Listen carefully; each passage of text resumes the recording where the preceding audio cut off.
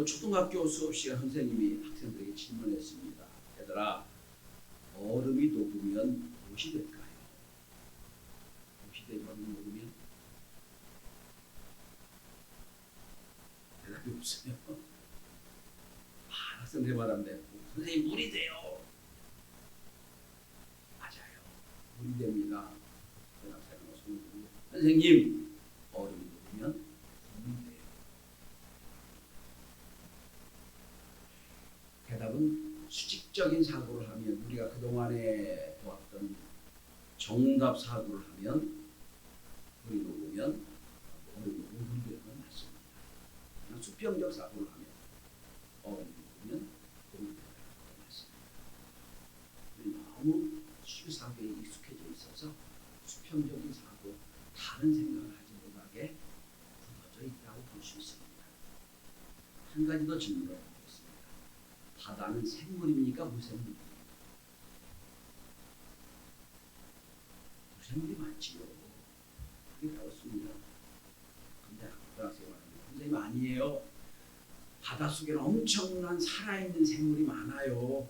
죽은 것이 어떻게 살아있는 생물을 아는 수가 있나요? 바다는 생물이 맞습니다. 맞아요. 그렇죠? 또 한 가지만 더 하겠습니다. 여러분, 전깃줄에 제비 10마리가 앉아 있었습니다. 총으로 한 마리를 쏴 떨어뜨렸습니다. 여러분 몇 마리가 남지요? 10배기 하나 9마리입니까? 그것도 맞아요. 근데 여러분 아니에요. 총술에 다 도망가서 한 마리도 안 나왔습니다. 맞아요.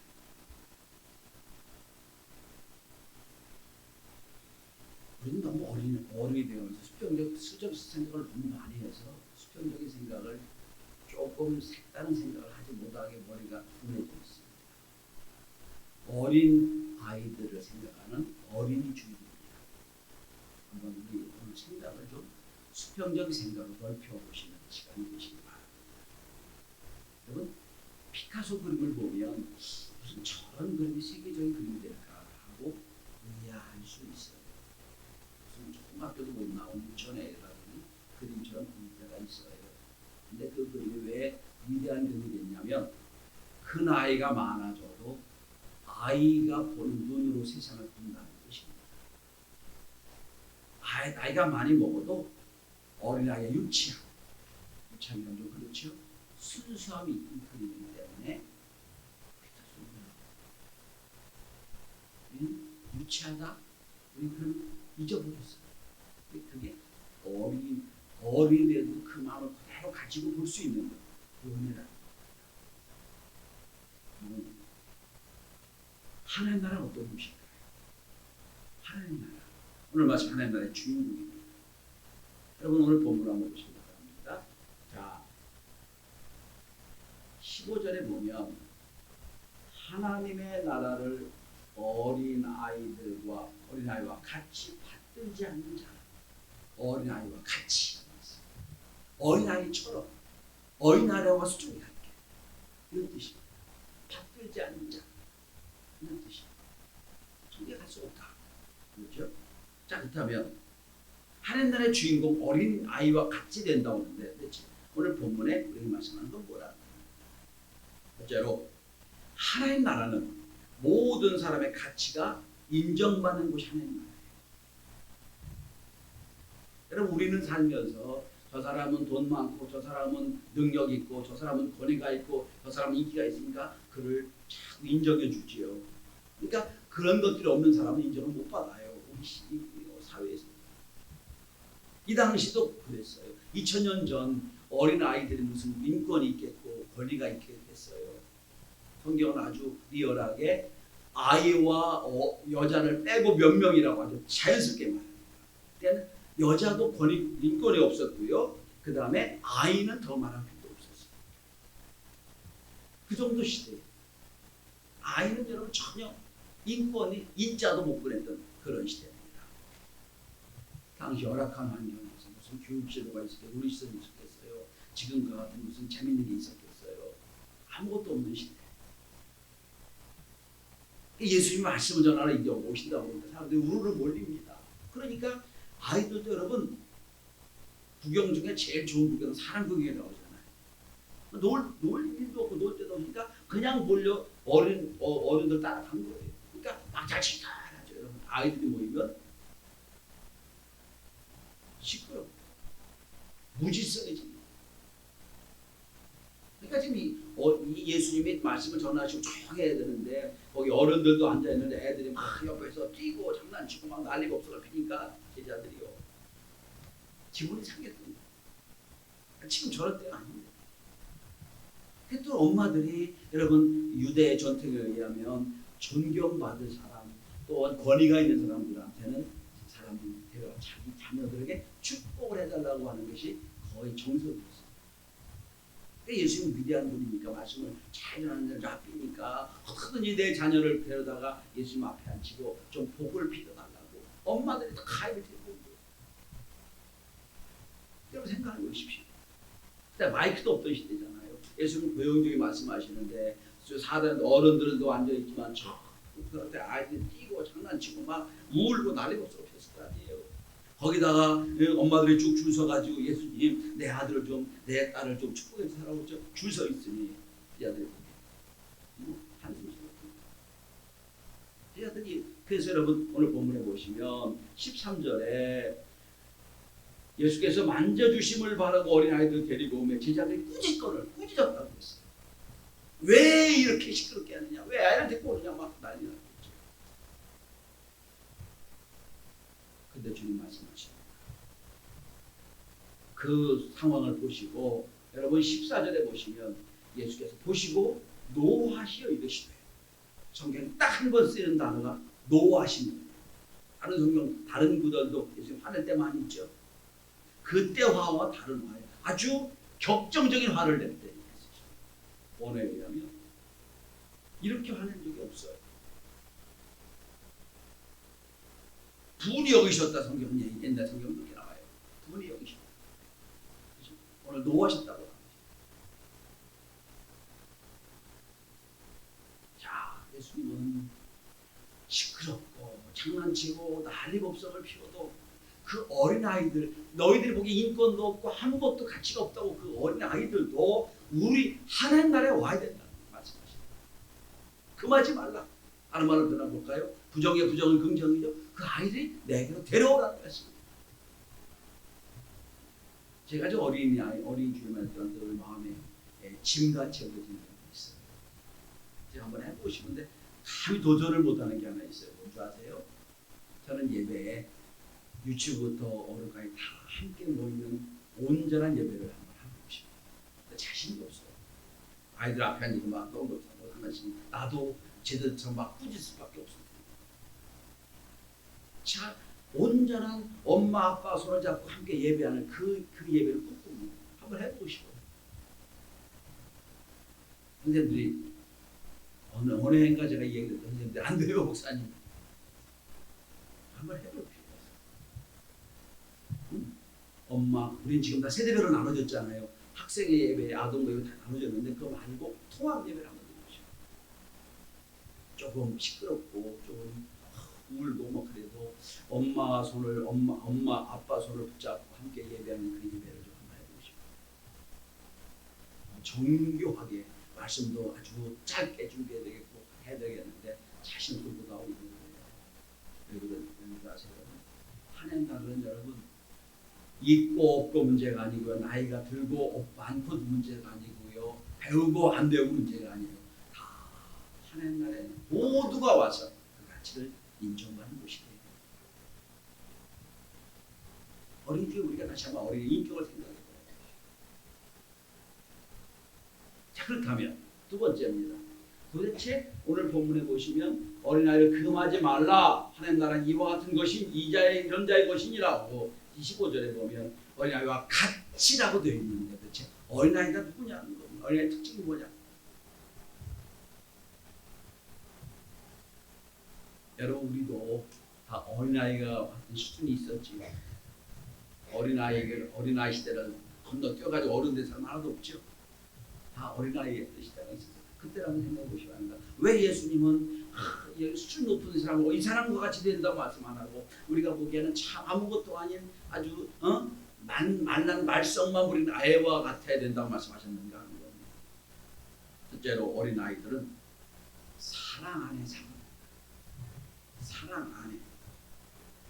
여러분 어머니 등 옆에서 자는 아이들, 어머니 옆에 무릎 꿇고 쪼그리 위에 자는 아이들 보면 평안히 누워 자면 좋을 텐데 저렇게 쪼그리고 기대어 자면 힘들 텐데 하는 생각을 하지요. 근데 여러분 좀 불편하게 보이지만 그 아이들은 가장 편한 자세. 왜? 나를 가장 사랑하는 엄마 옆에 있거든요. 엄마 몸을 부비고 자다가도 손만 끼치면 엄마가 있고요. 엄마 머릿결이 있고요. 엄마 품에 있는 거. 그게 사랑이에요. 여러분 어린 아이는 부모의 사랑 없이는 살 수가 없어요. 여러분 생각해 보십시오. 여러분 우리도 하나님의 사랑 없이는 살 수 없는 사람.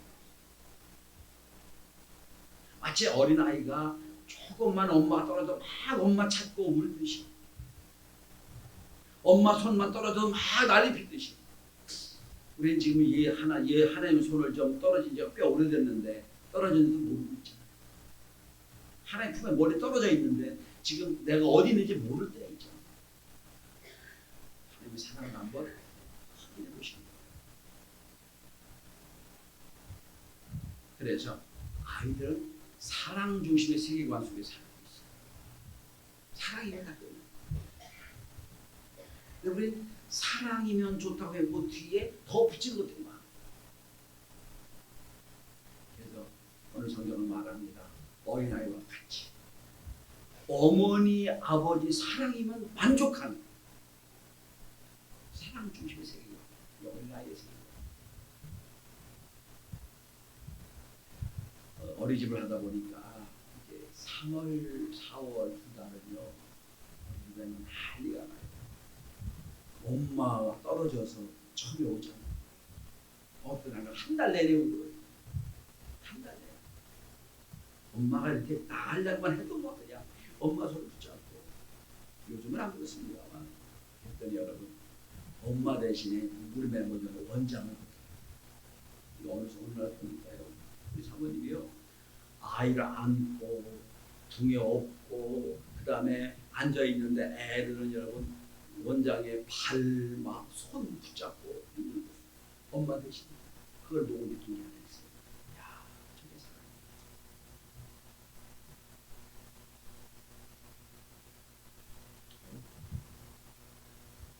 어린이 주일을 맞이해요. 내가 과연 그 사랑을 아이에게 주고 있는가? 하나님 앞에 내가 사랑을 받고 있는가? 내가 하나님의 사랑을 갈구하고 있는가? 돌이켜봐야 돼요. 어린아이는 사랑 중심의 세계관을 사는 겁니다. 두 번째로 어린아이들은 꿈을 꾸고 살아요. 영국의 개관 시인의 워즈워드의 시 중에 내 가슴을 뛰노라 하는 시가 있어요. 한국의 번역이 좀 잘못돼서 무지개라고 번역되어 있는데, 여러분 한국말 번역된 걸 소개하겠습니다. 하늘의 무지개를 바라보면 내 가슴을 뛰노라. 내 어릴 적에도 그러했고 어린 지금도 그러하네. 나이가 들어도 그러하게. 아니면 죽어도 죽으리. 어린이는 어른의 아버지. 원컨대 내 생애의 하루하루가 순수한 경건으로 이루어지기를 바란다. 여기서 나온 게 이 단어예요. 어린이는 어른의 아버지.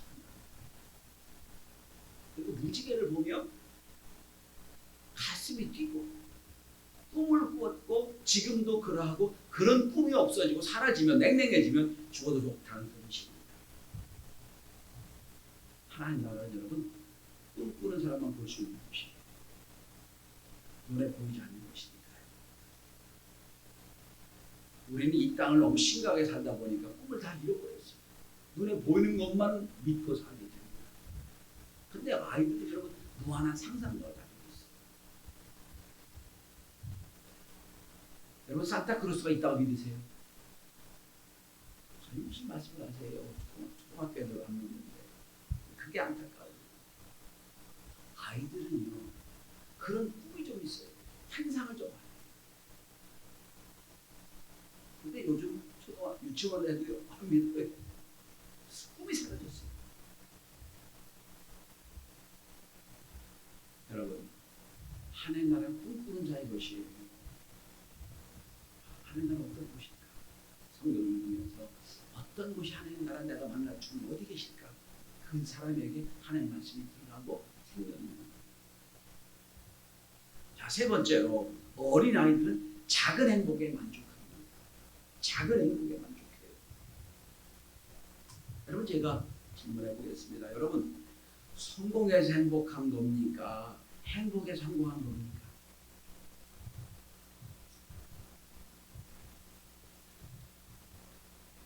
왜 우리가 아침부터 저녁 늦게까지 밤낮 일하느라고 하고 정신없고 열심히 돈 벌으라고 정신없지요? 돈 벌기 위하여, 성공하기 위해서잖아요. 그럼 도대체 돈을 벌어서 뭐 하게? 성공해서 뭐 하게? 그럼 뭐죠? 다음에 궁극적인 결론은 행복하려고 돈 버는 거예요. 행복하려고 성공한 거예요. 근데 우리는 행복을 잃어버렸어요. 왜 돈을 벌어야 되는지, 왜 성공하는지 잃어버렸어요. 잊어버리고 그냥 쫓아가는 거예요. 충분히 행복할 수 있는, 충분히 내가 만족할 수 있는데 그걸 잊어버리고 그냥 쫓아가는 거예요.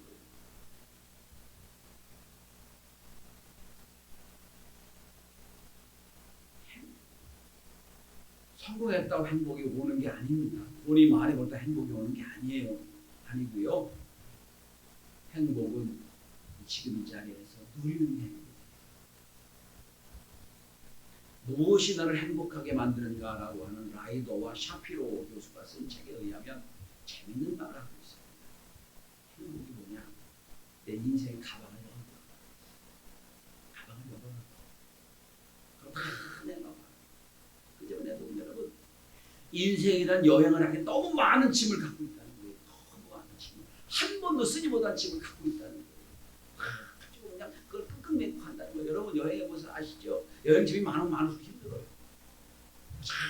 행복은 뭐냐? 인생의 가방을 열고 짐을 다 꺼내봐.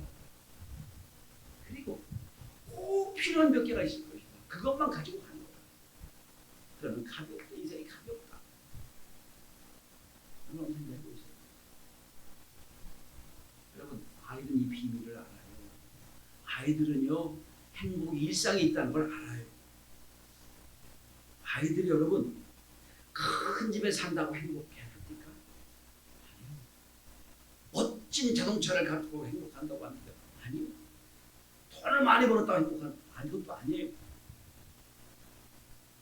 여러분, 아이들은요, 엄마, 아빠, 할머니, 할아버지가 언젠가 놀이동산에 갔던 거, 그걸 행복으로 느끼고 있어요.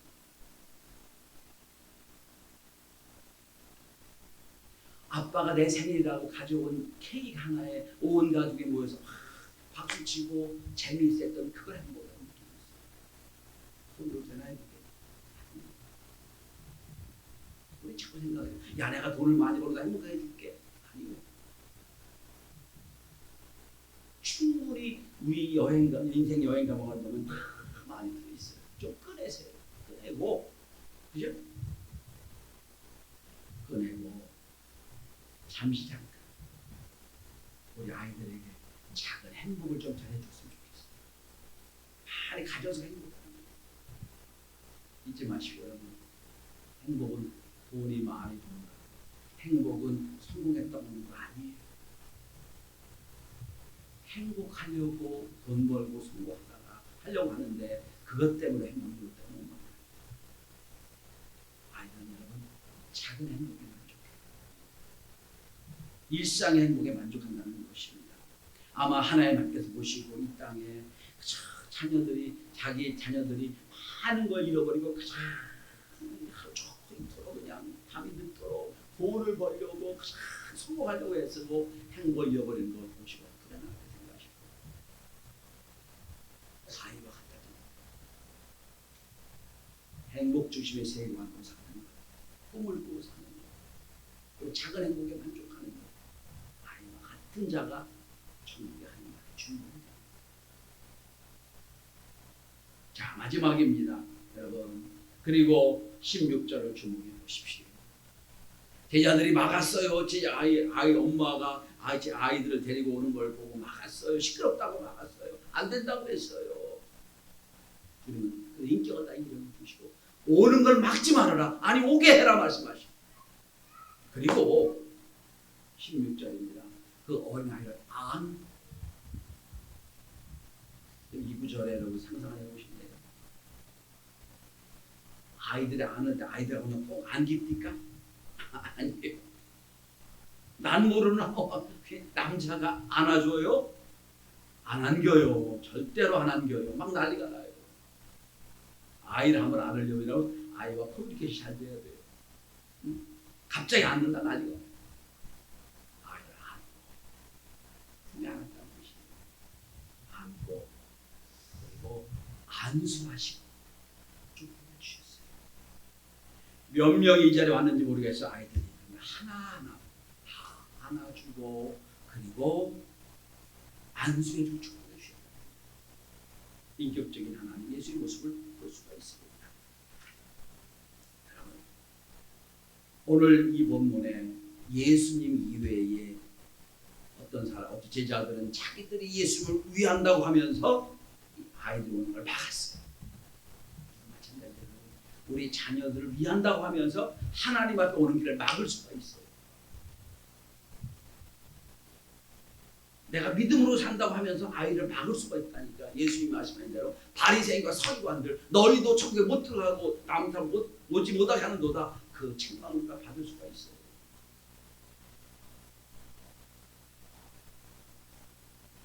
그래서 어린아이 하나 십족해 하는 자는 차라리 연제맷돌을 묘에 달고 깊은 바다에 빠지는 게 좋겠다 말씀하셨어요. 근데 우리는 나도 모르는 사이에 아이를 정말 십족시킵니다. 웃지 못할 이야기 한 번입니다. 여러분, 아이들이 울 때 어떻게 울지요?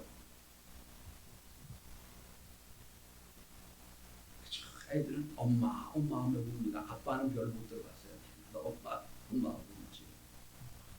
가서 울어요.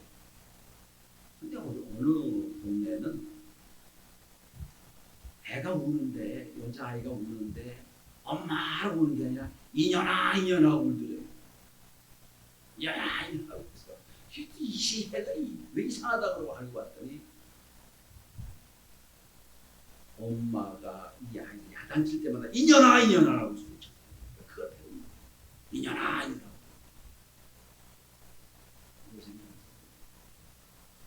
아이 모습은 나 모습을 알 수 있어요. 아이는 어린아이 아버지라고 합니다. 그 아이의 행동으로 나를 볼 수 있어요. 자, 두 번째 사람들은 예수께 데려온 사람들은 엄마가 있었죠, 아빠가 있었죠. 데려왔습니다. 왜 데려왔을까요? 여러분 다시 13절을 보세요. 예수께서 만져주시면 바라고 하고 있어요. 만져주시면 바라고. 요즘은 참 누구를 만진다는 게 참 어려운 시대가 됐어요. 그래 아이도 한번 만지면 큰일 납니다.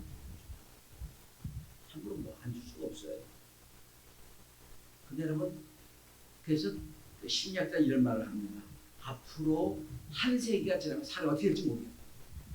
왜냐하면 여러분, 아이들이 엄마 자궁속일 때 100% 밀착이 돼 있어요. 그래서 그 아이가 태어나면 또 엄마 품에 밀착이 돼서 자랍니다. 늘 만져주고 머리도 쓰다듬어주고 만져주고 안아줬습니다. 그리고 자랍니다. 생물학자 포트만이라는 분이 이야기하면 인간은 동물에 비하면 생리적인 조사나라고 태어난다. 다 완벽한 사람이 없대요. 조사나처럼 태어난다 합니다. 그런데 그 인간은 태어난 후 3살 때까지 만져주고 쓰다듬어주고 어떻게 하느냐에 따라 인생이 달라진다. 정서가 달라지는 겁니다. 이 3살 때까지 마음껏 안아주고 마음껏 쓰다듬어 했다. 근데 요즘은 어떡하죠? 다 금지되죠. 큰일 나죠. 발달 과정에 빠져 있는 거지 뭐 주시다. 주님 오늘 그걸 하니까 사람들이 예수 만져주시는 거예요. 여러분 성경을 다 만져보세요. 성경에 있는 거는 저희가 만져준 사람. 죽겠다고 피곤한 엘리야를 만져주셨어요. 순교를 앞두고 힘들어했던 사도 바울을 만져주셨어요. 요한계시를 보면 사도 요한을 만져주셨어요. 모든 사람들 예수의 만져주심이 필요합니다. 꼭 손으로 만져준 거 필요하지만 하나님의 말씀을 만져주십니다. 예전에 돌아가신 정장님은요 참 깜짝 놀랐는데 그분이 누나 때문에 막 안아주시더라고요. 아이고 장모님 큰일 나는데 아니 괜찮아요. 야 그것도 괜찮다 생각이 들었어요.